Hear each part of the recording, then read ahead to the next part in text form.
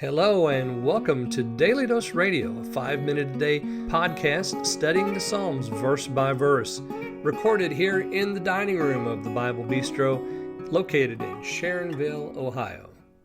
Hey there, friend. Welcome back to Daily Dose Radio here in the Bible Bistro. And today we're going to look at verses 8 and 9 here in Psalm 74. Psalm 74, we're doing this in two parts. This week, 1 through 12. Next week, 13 through 23. So I hope you'll join me both weeks as we complete this psalm. And man, is it a good one. So as I said at the beginning of the week, this is a ground-level view of the righteous judgment of God. We have a reporter on the ground, and he's telling us all about it. Of course, he's involved. He's feeling it because he asked the question there in verse 1, why? He asked that twice. He says, remember the congregation, lift up your feet, go and look around yourself, see if I'm telling you the truth. And then he talks about the enemies and what they did and so forth. And we come to verses 8 and 9 today, and they're still working, and we're going to see exactly what it is they're doing and how it really relates to us. I mean, I think this relates to experiences that we're having and will have in the future. So let me read for us verses 8 and 9. They said in their hearts, let us destroy them together. They have burned up all the synagogues of God in the land. We see not our signs. There is no more any prophet, neither is there among us any that knoweth how long.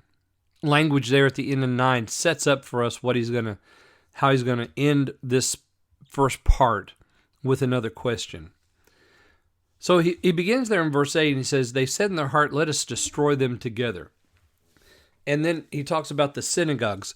So we have them breaking up and destroying and burning the temple, but that's not enough.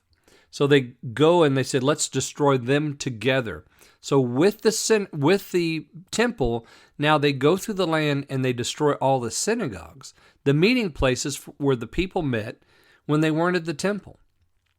Synagogue was a local place with a local rabbi, and it was a place of worship, and it was a place of study, and it was a place of reading, and it was a place of catechism for the children, and all of that.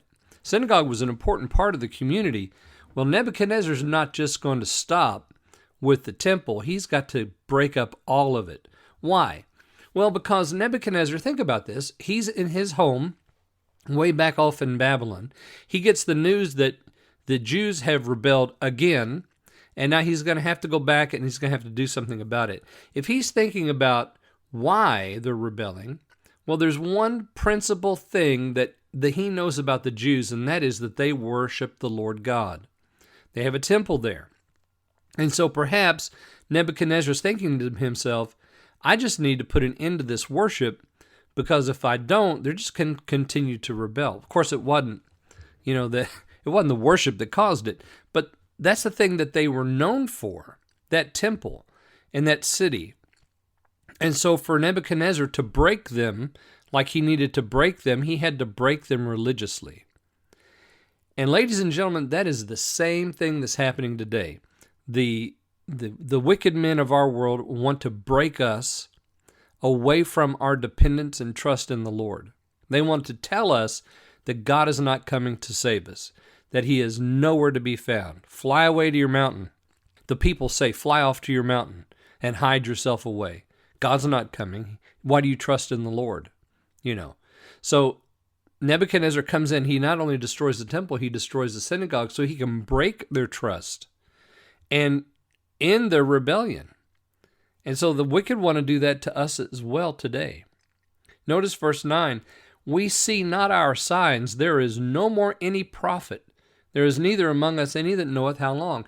Remember up there in verse 4, they set up their ensigns for signs. Remember the banners that we talked about, the placards.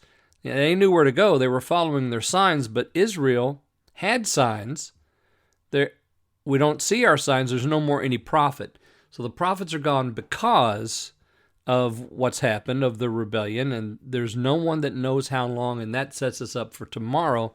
So I hope you'll join me then on Daily Dose Radio. Thanks for listening to Daily Dose Radio. For more fresh and delicious Bible studies, podcasts, books, and more, Check out the Bible Bistro online and on YouTube. Join me again next time for Daily Dose Radio.